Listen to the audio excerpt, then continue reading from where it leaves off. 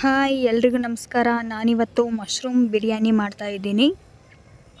ಈ ರೀತಿ ರೆಸಿಪಿನ ಒಂದು ಸಲ ಟ್ರೈ ಮಾಡಿ ನೋಡಿ. ಯಾರೆಲ್ಲ ಮಶ್ರೂಮ್ ಇಷ್ಟಪಡೋದಿಲ್ವ ಅವ್ರಿಗೂ ಕೂಡ ಈ ಮಶ್ರೂಮ್ ಬಿರಿಯಾನಿ ತುಂಬ ಇಷ್ಟ ಆಗುತ್ತೆ. ನೋಡಿ, ಮಳೆಗಾಲದಲ್ಲಿ ಮಶ್ರೂಮ್ ಅಂತೂ ಆಲ್ಮೋಸ್ಟ್ ಎಲ್ಲ ಕಡೆ ಸಿಕ್ಕೇ ಸಿಗುತ್ತೆ. ಮಶ್ರೂಮ್ನ ಆದಷ್ಟು ವಾರಕ್ಕೆ ಒಂದು ಸಲನಾದರೂ ತಿನ್ನೋದ್ರಿಂದ ಆರೋಗ್ಯಕ್ಕೆ ತುಂಬ ಒಳ್ಳೆಯದು ಅಂತ ಹೇಳ್ತಾರೆ. ನೋಡಿ, ಮೊದಲಿಗೆ ಮಶ್ರೂಮ್ನ ಈ ರೀತಿ ಚೆನ್ನಾಗಿ ತೊಳ್ಕೊಂಡು ಬಿಟ್ಟು ಈಗ ನಾನು ಚಿಕ್ಕದಾಗಿ ಕಟ್ ಮಾಡ್ಕೊಳ್ತಾ ಇದ್ದೀನಿ. ಒಂದು ಮಶ್ರೂಮಲ್ಲಿ 4 ಪೀಸ್ನ ಕಟ್ ಮಾಡ್ಕೊಳ್ತಾ ಇದ್ದೀನಿ. ಈಗ ಮಶ್ರೂಮ್ ಬಿರಿಯಾನಿ ಮಾಡೋದಕ್ಕೆ ಬೇಕಾದ ಪದಾರ್ಥಗಳಂದರೆ ಸ್ವಲ್ಪ ಕಾಯಿ ತುರಿ, 1 ಟೊಮೆಟೊ, 1 ಗಡ್ಡೆಯಷ್ಟು ಬೆಳ್ಳುಳ್ಳಿ, ಸ್ವಲ್ಪ ಮೆಂತ್ಯ ಸೊಪ್ಪು,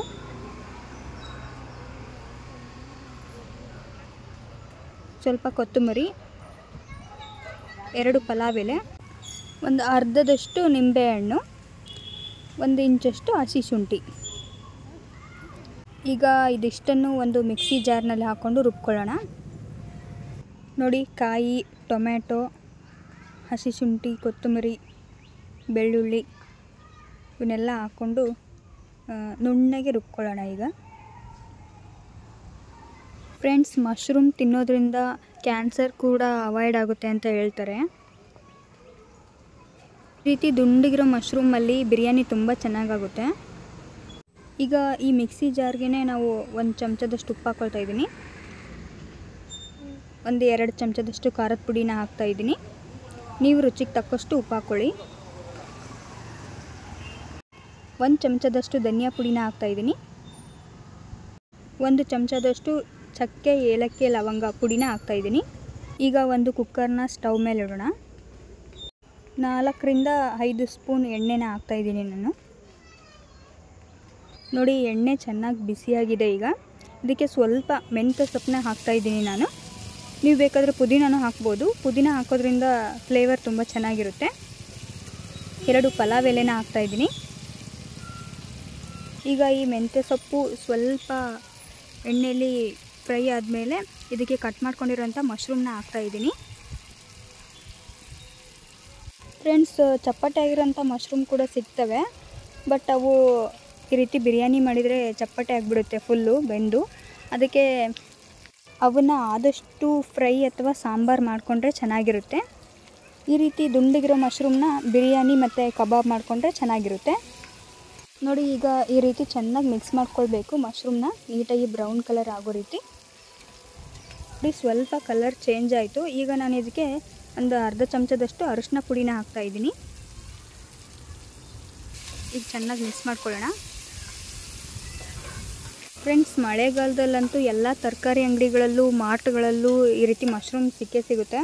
ನೋಡಿ, ಈಗ ರುಬ್ಕೊಂಡಿರೋಂಥ ಮಸಾಲೆನ ನಾನು ಇದಕ್ಕೆ ಹಾಕ್ತಾಯಿದ್ದೀನಿ. ಈ ರೀತಿ ಹಸಿ ಸ್ಮೆಲ್ಲೆಲ್ಲ ಹೋಗೋ ಥರ ಚೆನ್ನಾಗಿ ಮಿಕ್ಸ್ ಮಾಡ್ಕೋಬೇಕು. ನಾನಿಲ್ಲಿ 1.5 ಕಪ್ಪಷ್ಟು ಅಕ್ಕಿನ ಹಾಕ್ತಾಯಿದ್ದೀನಿ. ಅದಕ್ಕೆ 3 ಗ್ಲಾಸಷ್ಟು ನೀರು ಹಾಕ್ತಾಯಿದ್ದೀನಿ. ನೋಡಿ, ಚೆನ್ನಾಗಿ ಮಿಕ್ಸ್ ಆದಮೇಲೆ ಇದಕ್ಕೆ ನೀರು ಸೇರಿಸ್ಕೊಳ್ಳೋಣ. ಮಸಾಲೆ ರುಬ್ಕೊಂಡಿದ್ದ ಮಿಕ್ಸಿ ಜಾರನ್ನೇ ತೊಳೆದುಬಿಟ್ಟು ಅದೇ ನೀರನ್ನ ನಾನು ಸೇರಿಸ್ಕೊಳ್ತಾ ಇದ್ದೀನಿ. 3 ಕಪ್ಪಷ್ಟು ನೀರು ಹಾಕ್ತಾಯಿದ್ದೀನಿ ಇದಕ್ಕೆ. ನಂತರ ಇದಕ್ಕೆ ಚೆನ್ನಾಗಿ ತೊಳೆದು 2 ನಿಮಿಷ ನೆನೆಸಿಟ್ಕೊಂಡಿರೋಂಥ ಅಕ್ಕಿನ ಹಾಕ್ತಾಯಿದ್ದೀನಿ. ಫ್ರೆಂಡ್ಸ್, ಈ ರೀತಿ ಅಕ್ಕಿನ 2 ನಿಮಿಷದ ಮುಂಚೆನೇ ತೊಳೆದಿಟ್ಕೊಂಡು ಆಮೇಲೆ ಹಾಕಿದರೆ ಅನ್ನ ತುಂಬಾ ಉದುರಾಗಿ ಬರುತ್ತೆ. ನೀವು ಒಂದು ಸಲ ಈ ರೆಸಿಪಿನ ಟ್ರೈ ಮಾಡಿ ನೋಡಿ. ಯಾರು ಮಶ್ರೂಮ್ ತಿನ್ನಲ್ವೋ ಅವ್ರಿಗೂ ಕೂಡ ಈ ರೆಸಿಪಿ ತುಂಬಾ ಇಷ್ಟ ಆಗುತ್ತೆ. ನೋಡಿ, ಈಗ ಅಕ್ಕಿನ ಹಾಕ್ಕೊಂಡ್ಬಿಟ್ಟು ಚೆನ್ನಾಗಿ ಮಿಕ್ಸ್ ಮಾಡ್ಕೊಳ್ತಾ ಇದ್ದೀನಿ. ಓಕೆ, ನೆಕ್ಸ್ಟು ಈಗ ನಾನು ಕೊನೆಯದಾಗಿ ಒಂದು ಅರ್ಧ ಹೋಳಷ್ಟು ನಿಂಬೆಹಣ್ಣನ್ನು ಹಾಕ್ತಾಯಿದ್ದೀನಿ. ಈಗ ಕುಕ್ಕರ್ ಕ್ಯಾಪ್ನ ಕ್ಲೋಸ್ ಮಾಡ್ತಾಯಿದ್ದೀನಿ. ಒಂದು 2 ವಿಸಿಲ್ ಕೂಗಿಸ್ಕೊಂಡ್ರೆ ಸಾಕಾಗುತ್ತೆ. 3 ವಿಸಿಲ್ ಬಂದರೆ ಅನ್ನ ಸ್ವಲ್ಪ ಮೆತ್ತಗಾಗುತ್ತೆ. ಸೊ 2 ವಿಸಿಲ್ ಸಾಕು. ಓಕೆ, ನೋಡಿ, ಈಗ ಕ್ಯಾಪ್ನ ಓಪನ್ ಮಾಡ್ತಾ ಇದ್ದೀನಿ.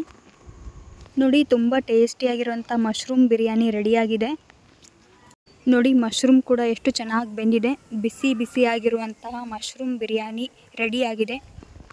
ನೋಡಿ ಅನ್ನ ಕೂಡ ಎಷ್ಟು ಉದುರುದುರಾಗಿದೆ. ಈ ರೀತಿ ಮಶ್ರೂಮ್ ಬಿರಿಯಾನಿನ ನೀವು ಒಂದು ಸಲ ಟ್ರೈ ಮಾಡಿ ನೋಡಿ, ಸೇಮ್ ಹೋಟೆಲ್ ಥರನೇ ಟೇಸ್ಟ್ ಇರುತ್ತೆ. ಮಶ್ರೂಮ್ನ ತುಂಬ ಇಷ್ಟಪಡೋರ್ಗಂತೂ ಈ ರೆಸಿಪಿ ತುಂಬ ಇಷ್ಟ ಆಗುತ್ತೆ. ಓಕೆ ಫ್ರೆಂಡ್ಸ್, ಈಗ ತಟ್ಟೆಗೆ ಸರ್ವ್ ಮಾಡ್ಕೊಳ್ತಾ ಇದ್ದೀನಿ. ಫ್ರೆಂಡ್ಸ್, ಯಾರೆಲ್ಲ ನನ್ನ ಚಾನಲ್ನ ಸಬ್ಸ್ಕ್ರೈಬ್ ಮಾಡ್ದೇ ನೋಡ್ತಾ ಇದ್ದೀರಾ, ದಯವಿಟ್ಟು ಸಬ್ಸ್ಕ್ರೈಬ್ ಮಾಡಿ ಇದೇ ರೀತಿ ಸಪೋರ್ಟ್ ಮಾಡ್ತಾಯಿರಿ.